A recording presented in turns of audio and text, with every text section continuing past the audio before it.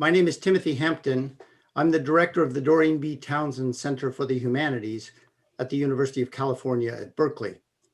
Welcome to today's event, which is called Changing the Narrative: What Stories Can We Tell Now? Today's event is part of a series of events that we've been sponsoring under the title Remaking Sense: The Humanities in Pandemic Culture. Every major disaster in human history, from the Black Plague to the Great Depression, has elicited a reimagination of the world, a reinvention of collective life through culture. In this series of conversations, we are seeking to think about both the challenges that the humanities and arts face in the current moment and the resources that humanities-based thought and artistic creativity can place at our disposal as we turn toward the future. Our guests today are Catherine Gallagher, Professor of English Emerita at UC Berkeley. Professor Gallagher is the author of numerous influential books and articles on English literature and on the languages of criticism, including most recently, Telling It Like It Wasn't, a book about counterfactual narratives in both history and fiction. We are also joined by Anthony J. Cascardi, who is Professor of Comparative Literature, Spanish and Portuguese, and Rhetoric at Berkeley, where he also serves as Dean of Arts and Humanities. Professor Cascardi is widely known for his work on the theory of the novel, for his work on Cervantes in particular, and for his work on the intersections between literature and philosophy. We're much indebted to both of our guests for joining us today.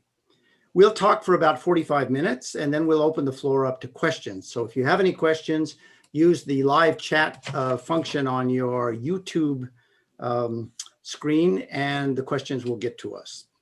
So let me begin by turning to you, Kathy. We seem to be at a moment where we have both too many stories and not enough stories floating around in the sort of collective consciousness of the West. And I was wondering if you could think a little bit about how our knowledge of narrative and how narratives work can help us understand the current moment that we're going through, or can our understanding of narrative, maybe a better question is, can our understanding of narrative help us come to terms with the moment we are living through now? Thanks, Tim, and thanks for asking me to participate in this conversation. I'm not sure that it gives us a better understanding of the moment that we're living through, but I think it might give us more ways of recognizing and navigating the competing narratives that we're hearing, or perhaps even just noticing that I can't remember a time in my life when there's been so much competition to dominate what journalists now just simply call the narrative. And so I think maybe what we get from the study of narrative, not necessarily narrative theory, but even just reading a lot of narratives and being familiar with a lot of narratives, I think we might be better positioned to see them, to navigate them when we come across them, and maybe a little bit better at articulating why this moment is so confusing. So that may be one of the things we'd want to talk about. Indeed, yeah. What is it that's... What is it? Right. What is it that seems so different? I guess maybe I'd like to just start by saying that I think there are a couple of narrative categories that are that today seem to be not quite working in the way they normally do, especially if we're thinking of ourselves as in the midst of a national crisis of some sort. So what would those be? Well, the two that come to mind most easily are the difficulty of finding a protagonist for this story. That is, who exactly is it that's going through this crisis? Or even just an agonist for it, who's suffering and who's going to be responsible for taking some action to get us all out of this crisis? Is there do we have a sense of a collective character here that we're going through this with? And I think some of our confusion over this issue has to do with the fact that this is a pandemic and not just an epidemic, right. With the fact that this is, after all, worldwide. So lots of the stories we might tell ourselves about hanging together as a nation and unifying and figuring out what to do and figuring out what kind of an outcome we want.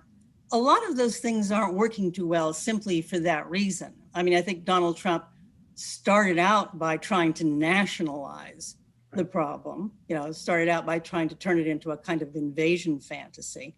Right. But he himself didn't really follow through with that. So that's one thing that's confusing. And another thing that's confusing is just that the people who usually step forward to represent the nation and to lead the nation collectively to get out of this thing have decided that, in fact, there is no crisis, or at least the pandemic isn't the crisis, that it's an economic crisis itself, and instead, and have simply kind of abdicated responsibility. So both of those things strike me as really unusual. And, and then, perhaps the third thing goes back to this question of the kind of threat it is, where it's hard to gather together as a collectivity when we're told that the thing we really should do is stay isolated. That's the interesting question. Yeah. So it sounds to me, Tony, Tony, I know you've worked actually on this question of subjects. You wrote a book called The Subject of Modernity. And it seems to me that Kathy's suggesting that there's a kind of problem of finding the subject there. Who is responsible? Who's suffering? What is this community? How can we construct some kind of narrative that gives a direction to what we're going through? Yeah, so first, Tim, let me say thank you also for inviting me to be part of this. It's really great to be here with Kathy and with you. And I should have mentioned, by the way, that you're a former director of the Townsend Center, so it's great to welcome you back. Thank you. I think the experience of the pandemic, and not just the pandemic, the wildfires in California, the issues around climate change, the social unrest that we saw over the summer and spring and summer and afterwards, have all, for me, pointed to the ways in which we go to narrative to help make sense of things. And so they have, for me, illuminated so many of the sense-making capacities of narrative. And whether they're working or not, or whether we just don't know which kind of narrative it is yet, is, I think, a really open question. And let me give an example of this. I recently picked up a book that was recommended by a colleague. It's called Apollo's Arrow. You may know it, some of the viewers may know it, by a guy who's professor of just about everything you could mention at Yale. His last name is Christakis. And I read the first chapter of the book, which was quite fascinating, about the origins of the virus. And immediately I went to the last chapter, which is a chapter on how pandemics end, because I wanted to know what the end of the story was. And knowing what the end is, knowing the outcome, there's a very strong drive to that. And I don't want to, spoiler alert here, I guess I'd say. I don't want to give the book away, but actually pandemics end when we kind of learn to live with the virus. There's not the sort of final curtain that comes down and now it's all over in the way it might be in a theatrical production.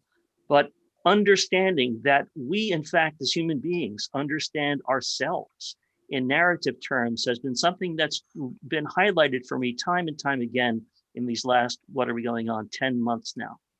And then as to the subject, who's the protagonist? I think it's a fascinating question that Kathy raises. My question back would be, are we looking for a protagonist or are we looking for a culprit? Is it a whodunit narrative? And on some of these questions, because the roles, the modes of agency that we all share in, even if they don't appear to be the most active forms of agency, are so complex, part of the answer could be that we are all somehow part of the protagonist of this. And in some instances, we don't fully realize that. And thinking about that put me in the mind both of a philosopher who used to teach at Stanford named last name Perry, and of Oedipus Rex. And the story about Perry is that Perry tells is of someone walking around a supermarket, the kind of thing we used to do with a shopping cart, and searching for a trail of sugar searching for the source of a trail of sugar that was on the aisles in the supermarket until he realized that it was his sugar bag that was leaking. Just like Oedipus Rex only realizes, alas, too late, that he is the culprit he's been searching for. So I think these categories of narrative, and in fact, they're quite capacious in their ability to help us understand and deal with even the most, what seem to be the most outrageous, unprecedented circumstances, like some of the ones we're living through. Kathy. Yeah, I think, thanks, Tony. And I think you're absolutely right that what we're looking for at this point is probably not so much a culprit, but a collective entity of some sort.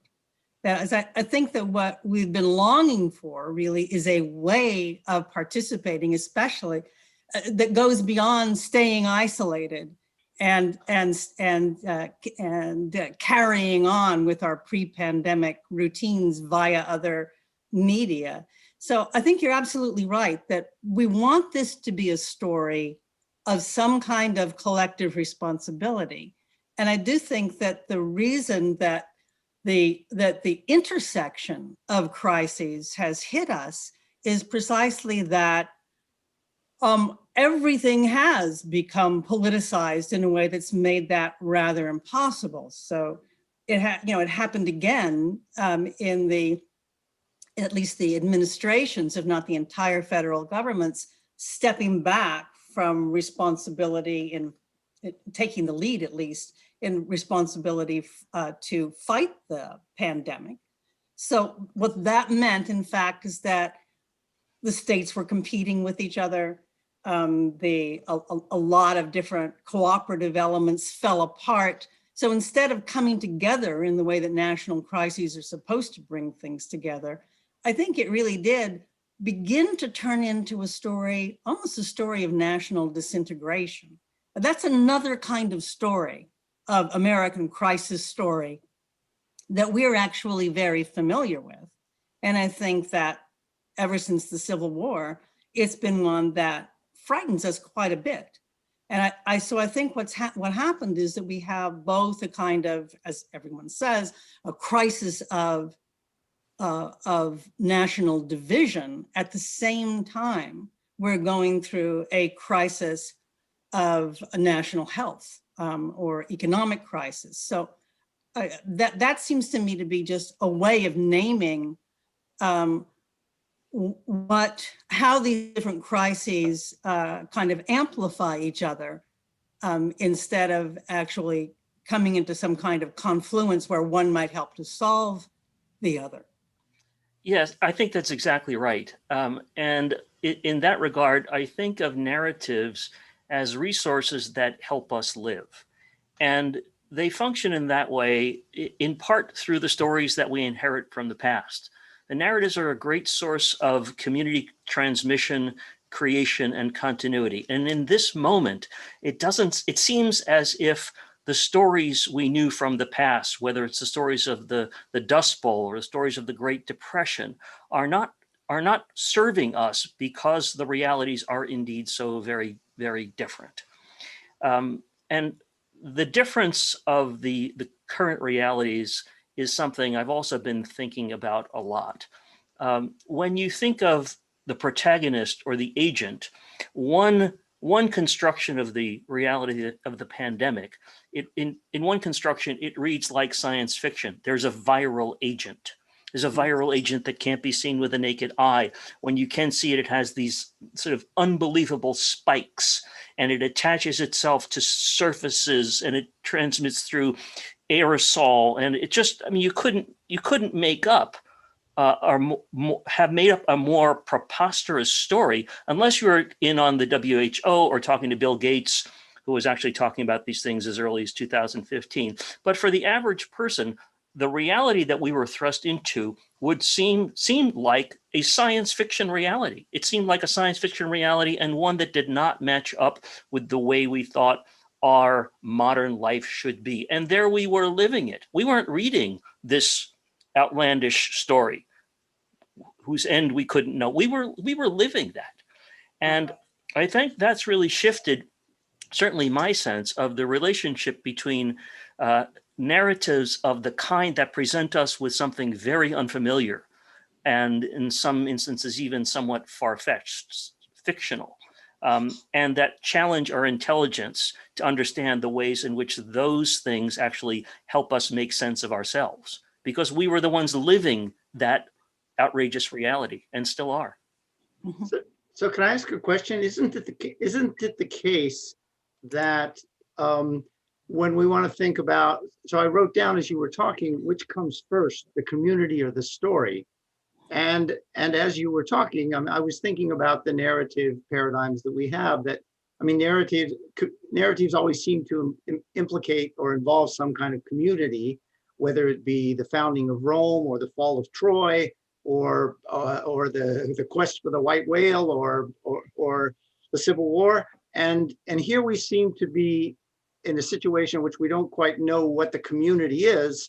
But we also don't have a narrative paradigm that would enable us to sort of reconstruct that community. We can't say, yes, this is our version of, the refounding of Troy or whatever. We're going to go over there to the city on the hill and remake everything and start it all over again, because because this situation doesn't allow those kinds of narratives to work.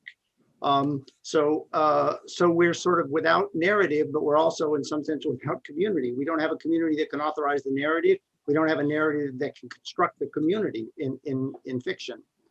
Is that fair to say?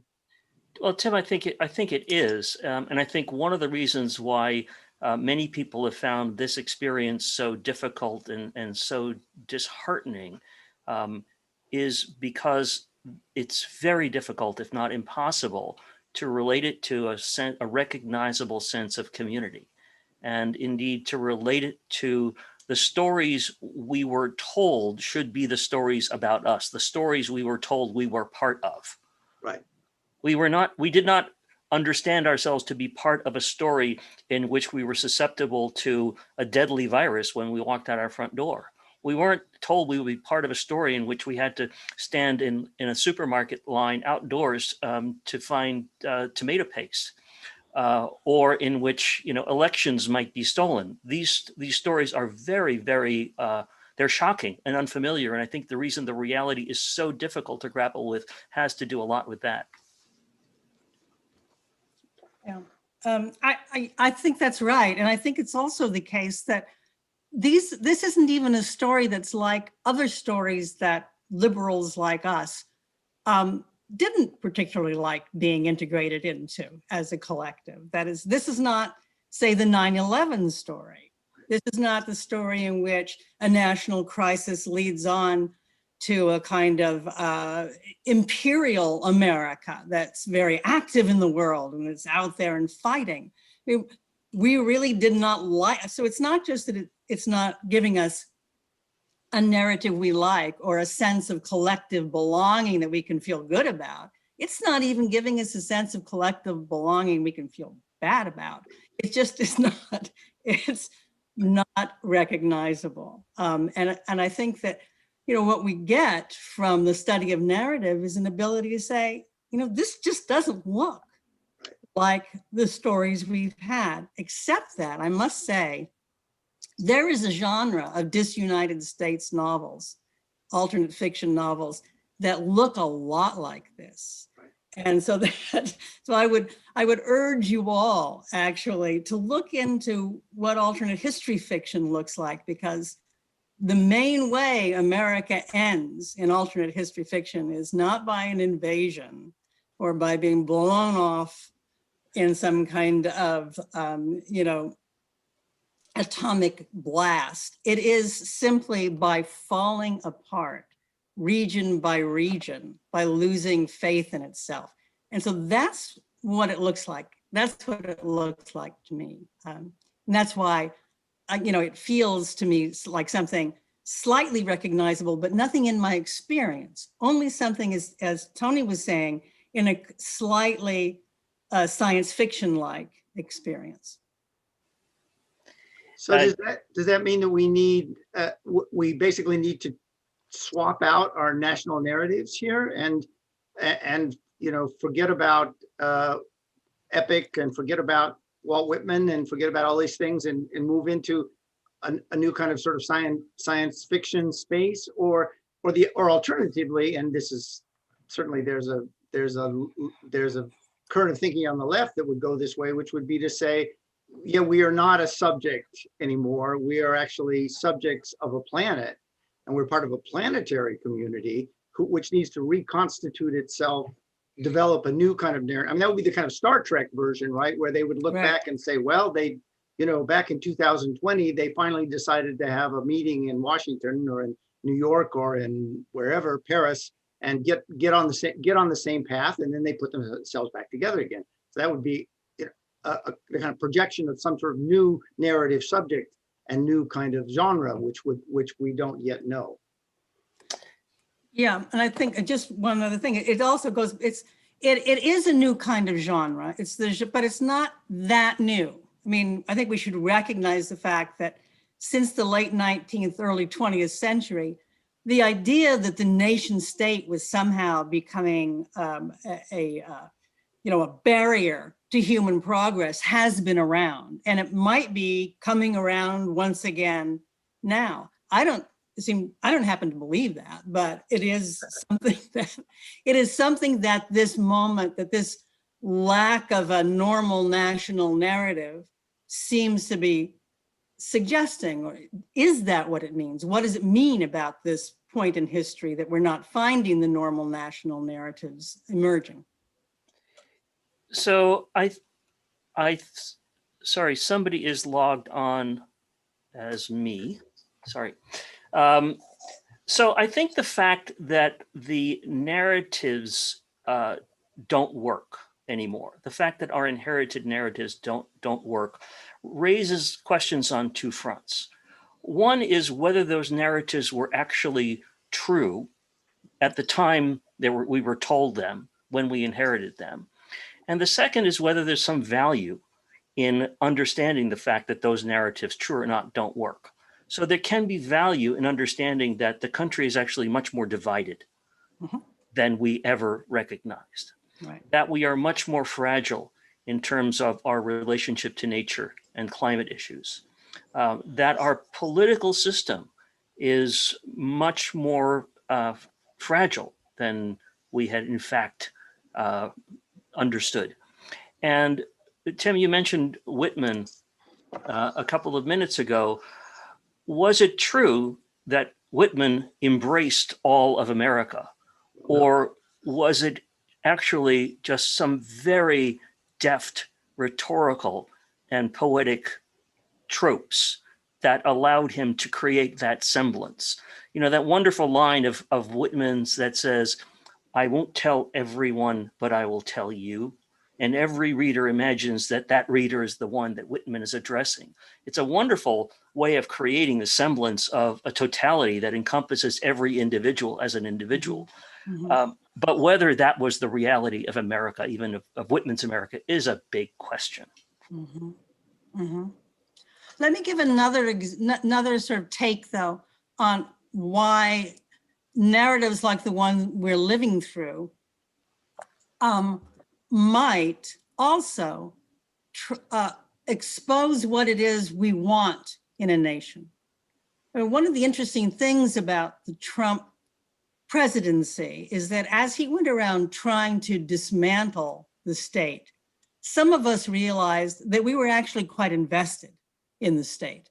And there are lots and lots of invasion fantasy stories, many stories, of course, about how the Nazis destroyed state after state, which do make you feel over and over again that the thing that has always been pretty much in the background of your life, that is the national entity, actually is something that, it's like the ground you walk on. You depend on it even though you didn't know you did.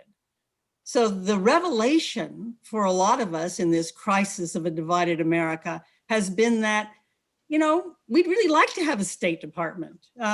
We'd even like to have an FBI if we could keep it independent. We'd like to have a Justice Department. It's when you take these things away that you realize you had the need for them. So I guess I'm trying to give the other point of view. It's not so much that what we're learning from these crises is that we don't need a CDC. It's that we do need one. And the reason the narratives aren't working is that, in a way, the state isn't working in the same way that it was before. Yeah, I think that's absolutely right. And along those same lines, I would point to the category of fact.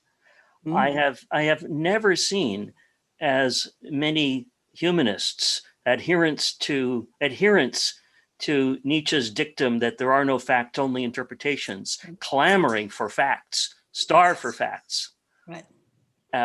And certainly, I think it's made many people think long and hard about the relationship between fact and fiction. Of course, the latter becomes a meaningless category if you don't have something like facts.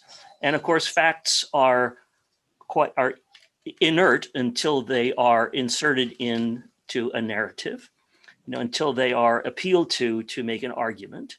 And it's how, of course, we use facts and what we make of them, how we tell stories with and around them, how we make arguments with them that matter. Of course, we're also dealing with a daily barrage of information that presents us with completely made up facts. But we can understand that they're made up because we do have the reference point of what a fact is. So as long as we're on the topic of facts, I thought I would also say something about the temporal structure of the epidemic and what that looks like. Because I think that the temporal structure of the epidemic is also kind of full of those weird things that are not facts and are not fictions, but are, the things we call counterfactuals. And by that, I don't mean, something that simply isn't true, but something that might have been true, but isn't true. And in the epidemic, of course, as soon as we knew we were in an epidemic, we partly knew that because there were all kinds of mathematical models about what might happen, right? There were all sorts of future conditional scenarios that the doctors had come up with, saying if we do nothing, there will be X number of deaths, and if we take actions 1, 2, 3, that number of deaths will go down to this, and if we take only actions 1 and 2, it'll be this number. So what happens then as the epidemic goes along is that we're always conscious of those future conditionals. Well, we're not really up to the, whatever it was, 3 million deaths that, might have happened if we hadn't done these things.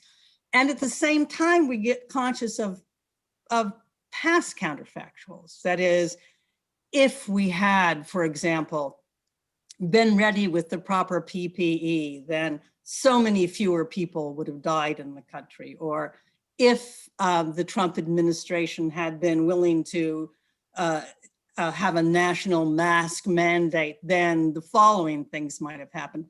These are hypotheticals, so of course they're not fictions in the normal sense at all, because they are conditional hypotheses.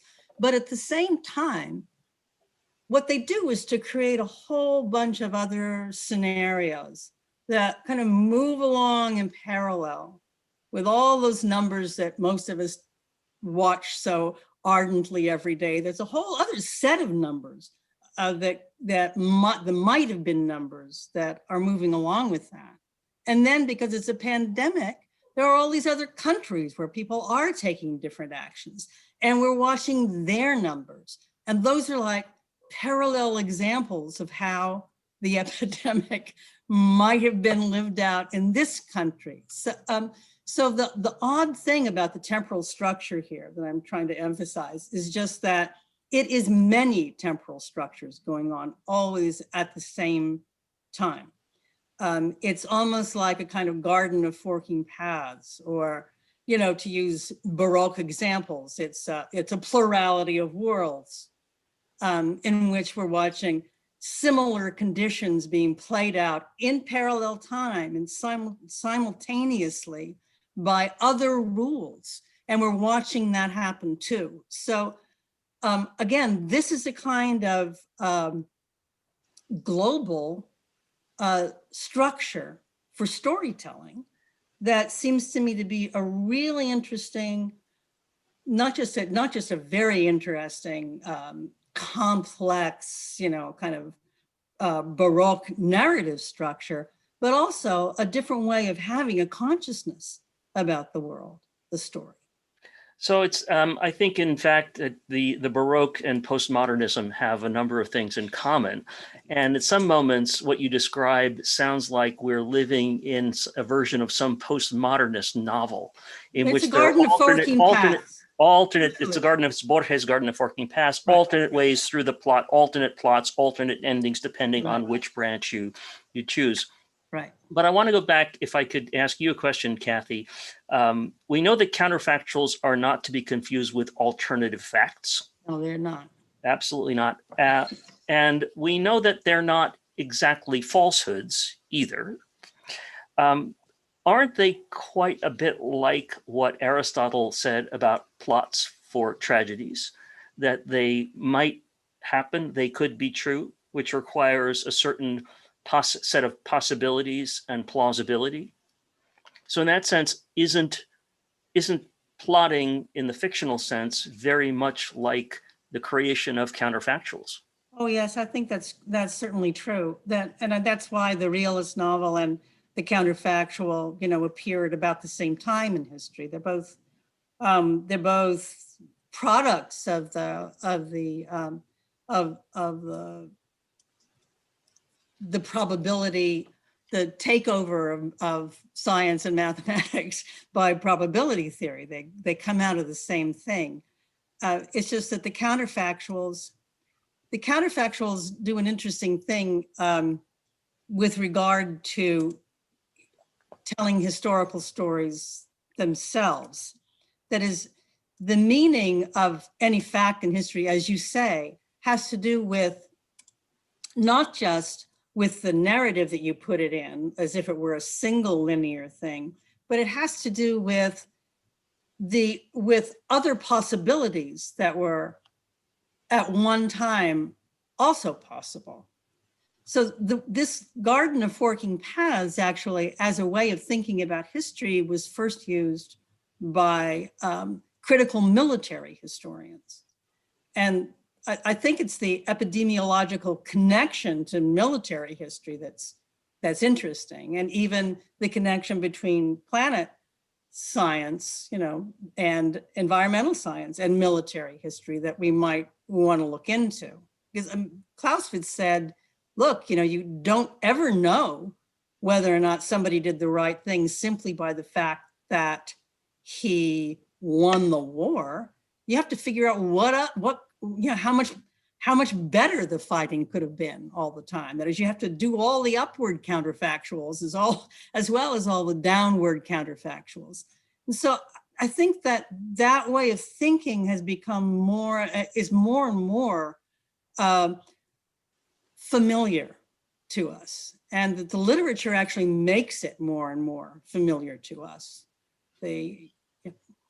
Good. So I'd like to push back a little bit. So I think I love the Baroque metaphor. I love all this discussion, but I'm just wondering about our everyday lives. We're surrounded by narratives, but much of the current moment seems simply to elicit a kind of failure of causation, our inability to describe things, our inability to connect things. And we've been talking mostly about the pandemic. We haven't even touched the really big problem, which is the problem of climate change, right? And it seems that we're kind of reduced almost to exclamations. I mean, I always think of, you know, Mr. Kurtz, the horror, or Othello at the end of Othello when he realizes what he has done and just says, oh. We're almost in these kind of moments where you can't even move ahead with the story.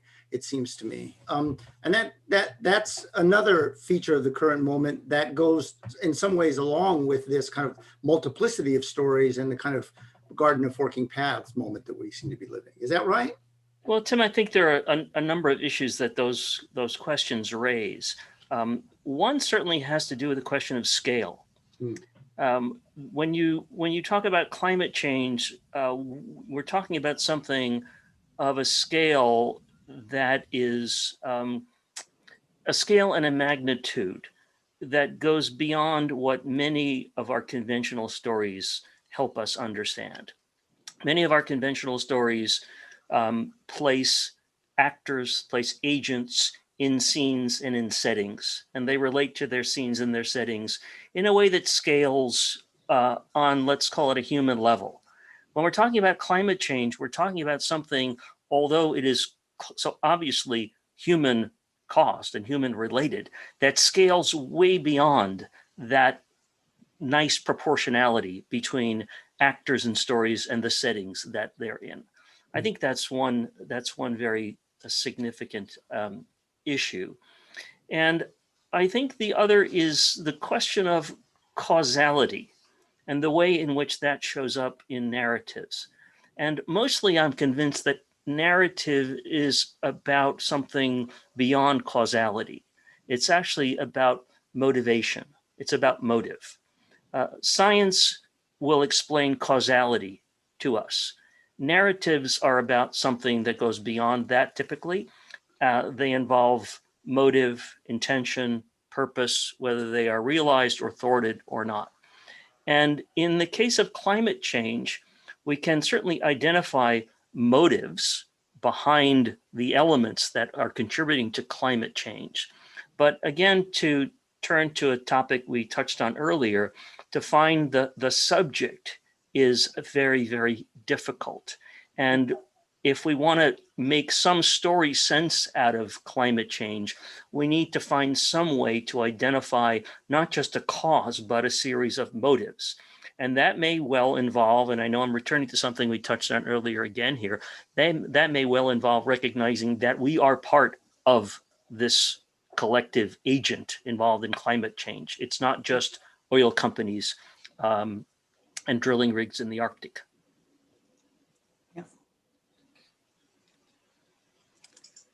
Yeah. So what does that do? Doing that. Go ahead. I'm interested also in the kinds of stories that kinds of fiction that people are writing to deal with climate change. Much of which is, of course, post-apocalyptic, or it's as if we jumped ahead into the futures, this sort of futuristic, catastrophic literature. If we jumped ahead and tried to figure out what it will be like to live under these catastrophic conditions, even if we're just writing a kind of, realist novel set in such conditions, that somehow that moves us forward, that becomes a motivator, I guess, in your terms, Tony, that becomes a motivator for taking some sort of action. And I'm just wondering if either of you are thinking a little bit along those lines as well. Well, in fact, I was thinking very much along those lines, that recognizing that reality does illuminate the capacity for agency, because we are already agents in this story. But I'm wondering what these realities have done for dystopian fiction. Is dystopian fiction just kind of now out of business because the reality is so dystopian? What's the point? Well, the fiction, there's a lot of dystopian fiction set in even in the near future that is pretty, that is certainly a going concern at this point. But I definitely think what's not so much a going concern is normal realist literary fiction. Yeah. That seems to, now, of course, when people talk about genre fiction, they don't mean the things that we usually meant by genre. They really are talking about these other kinds of the release of the the fantastic, or the release of the catastrophic imagination, especially into the future. So it seems to me very interesting that that's the kind of literature that people are seem to be attracted to. I myself wouldn't be attracted to literature of that sort right now, but I guess making it real, you know, that kind of realization of a worse condition than the one we're in is in a sense gives you a feeling that since that's in the future, we could maybe still do something about it. Right, right. Does it also impose a kind of reconsideration of literary history and a kind of rewriting of our canons? I mean, authors whom one did not pay that much attention to,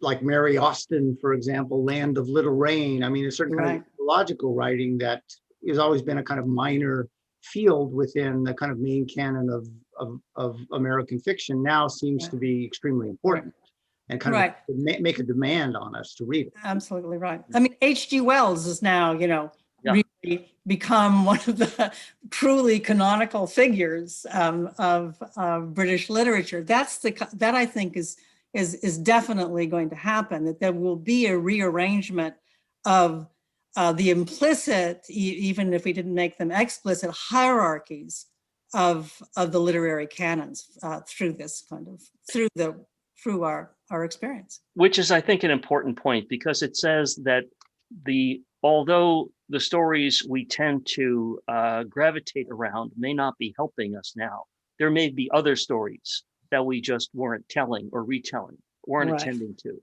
Right. And so we now can bring those forward in ways we hadn't been inclined to in the past. Right.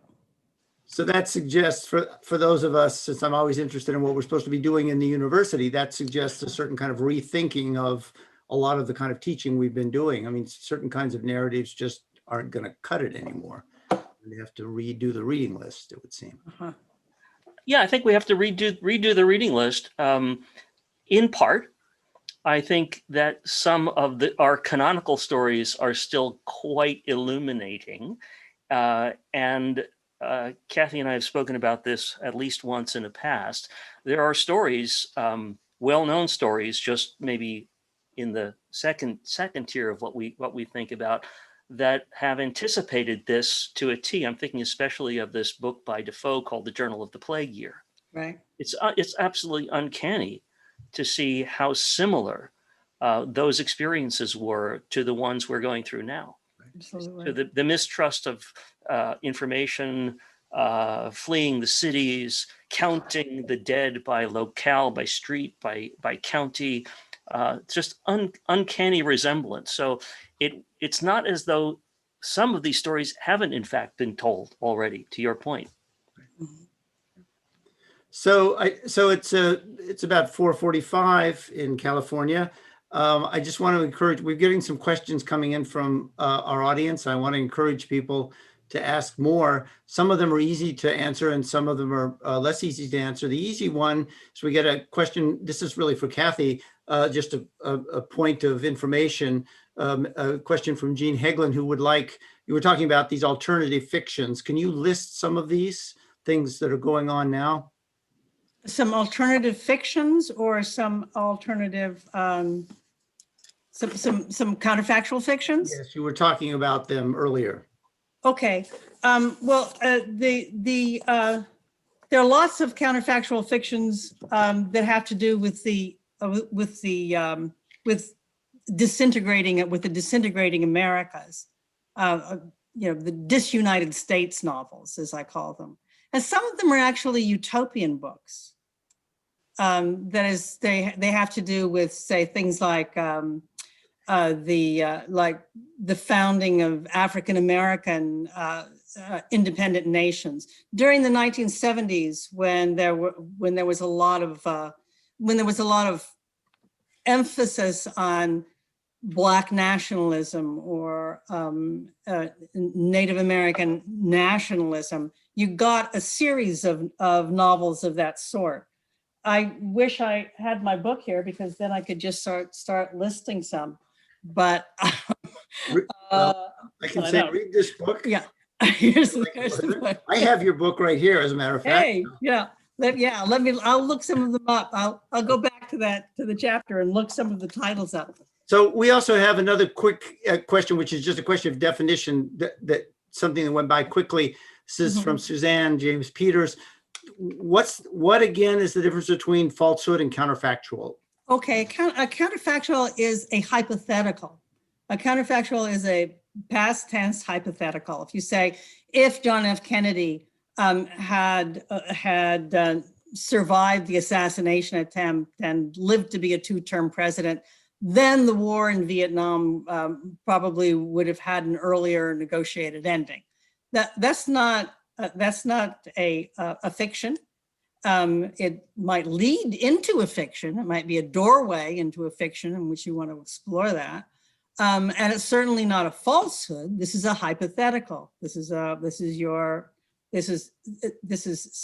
taking a fact, reversing the fact, and then looking into the possible consequences of the reversal of that fact. So that's a counterfactual. So we have another question that this is a little trickier now. So we're moving on to the harder questions. So could you talk a little bit about, we've been talking a lot about the United States and North America. Can we talk a little bit about how these narrative problems are being sort of positioned outside of the US, to the extent that either of you follow those kinds of discussions?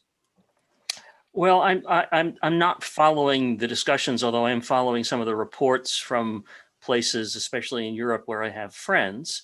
So I don't really know how those narratives are playing out, but I will remark that just in the last couple of days in conversation, we here have been talking about a very interesting novel by the Portuguese author José Saramago called Death with Interruptions. Right. And it's a really interesting novel to think about now, because it poses the hypothetical of what would things look like if no one died, which of course takes what some people might think of as just a utopian fantasy and displays it as quite a horror. It takes place in a country with a coastline, with political issues. So the way in which narratives from other cultures and countries turn realities up on their head, present what might look like utopian scenarios as extraordinary dystopias, has been quite fascinating. Any other thoughts about the situation more generally? One of the things that's been fascinating to me about the way Britain has been living through this is that it's so close to the way America has been living through it. And of course, British intellectuals have pointed that out, and have also pointed out that they feel very invested in the way the US might or might not solve this problem. So and again, you get that sense of a country taking just a slightly different path from the US's path, and being very interested in what the effect might be. That is, that a really strong sense of constant comparison with what the US is doing.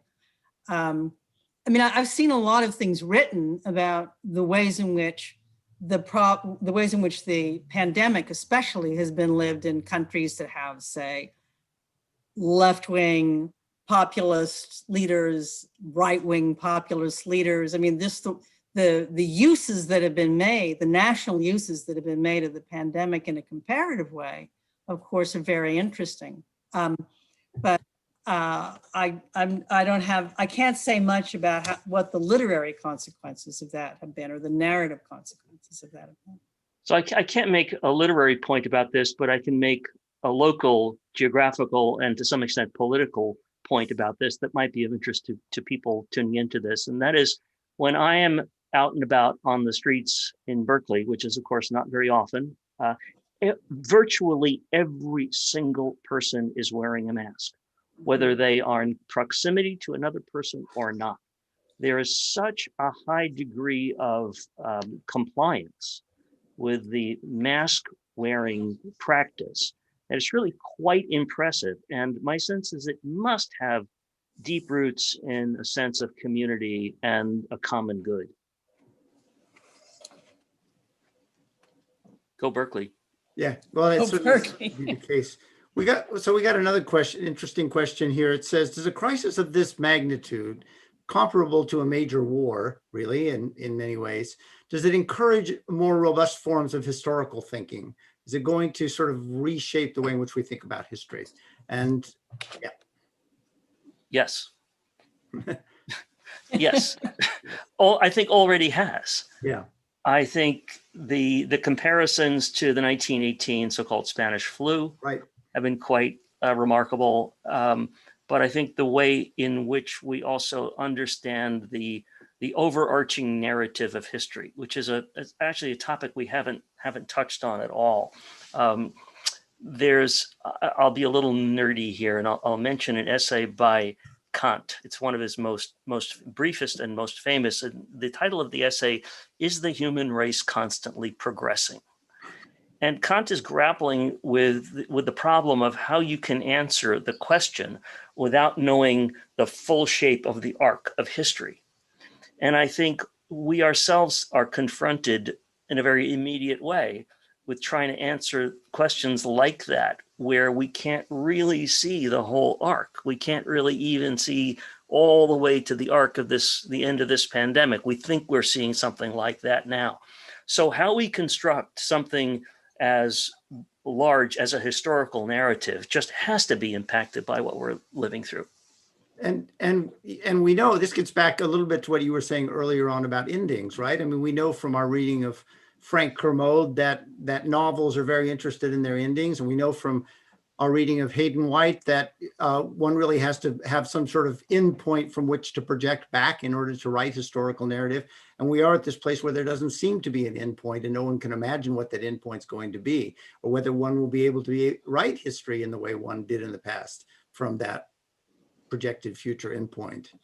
We got a couple more. I'm sorry, Kathy, go ahead quickly. Yeah, no, I just wanted to say that one of the interesting things about living through something like this is that you also are reminded of all the people who tried to write about things going wrong in history by taking up a position far into the future.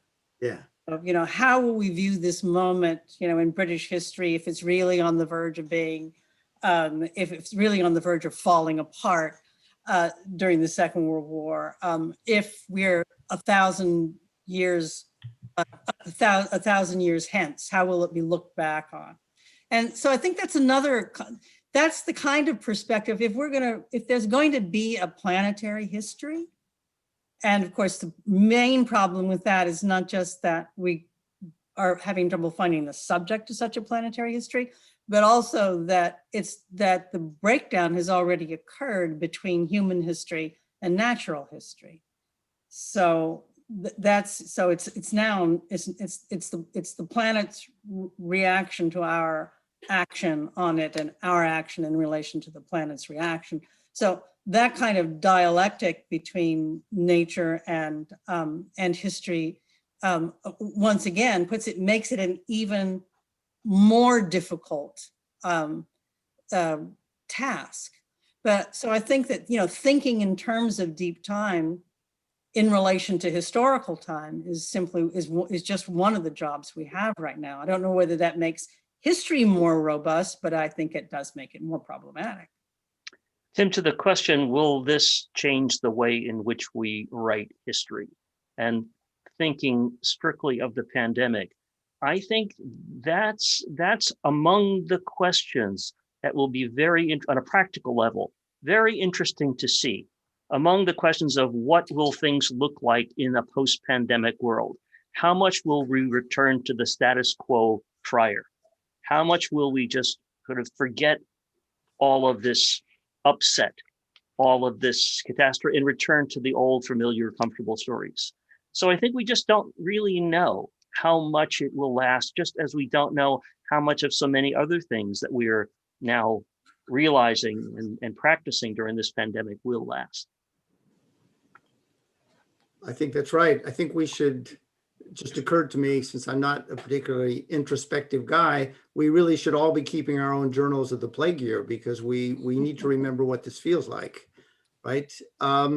So we had a couple of other good questions. One question we haven't really talked about, we've talked a lot about a kind of crisis of national identity, but we haven't talked about the failure of a shared narrative and the kind of siloed world in which we live, where people are telling completely different, seemingly plausible narratives. I mean, Tony was mentioning earlier Aristotle's notion that fiction tells what might have happened and not what did happen. And we seem to be, this should be a kind of heyday of fiction, because everybody and his brother is giving an explanation of what's happened in the past 4 years, and everyone has a different narrative.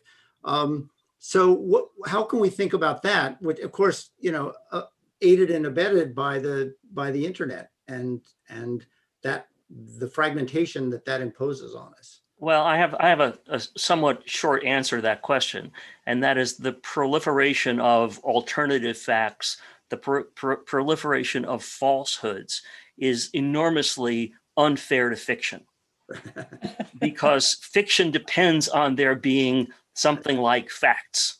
So I want a sign that says unfair to fiction. It's unfair to fiction because fiction isn't lying. Right.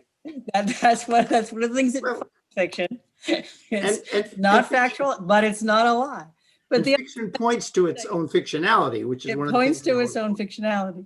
But the other thing I wanted to say is just that it seems to me that one of the things we learn as narratologists or just readers of narrative is the importance of changing focalization. So, I mean, I do sometimes worry that the divisiveness is also something we participate in, that we actually might even be getting intolerant. And that sometimes it's a good idea for us just to switch into somebody else's account, say, of what the pandemic years have been like. I don't mean to say years, what the pandemic months have been like. Maybe somebody who really does genuinely believe that this didn't have to be quite the economic crisis that it has become. I mean, can we tolerate that view of facts? Can we, I mean, what are we, how do we regard those things? And is it possible that maybe we might be responsible for getting a national dialogue back on some of this? If we're really going to get beyond the politicization of the pandemic, maybe we're going to have to make a bit of an effort in that regard. Well, one of the things that's very often said, so much so that it might be considered a platitude, is that reading and studying and attending to narratives teaches us a form of empathy. And I think the question that your comments raise, Kathy, the question is whether there are limits to empathy. And from one perspective, I think, yeah, it would be a good idea if I tried to get into the frame of person on the other extreme end of the political spectrum and try to understand with empathy where they're coming from. And part of me says, that's one bridge too far. So I think that's an open question. But you could just do the focalization thing. Okay, all right. I'll try that one. Just as a narrative exercise. Right. Do the Rashomon job on it. Right. So we have time for one more question, I think, and this is from Alberto Ledesma, who wants us to think about as we have this kind of destabilization of official narratives, what about the role of kind of silences or pauses in the story where agents seem to fall silent? What does that open up?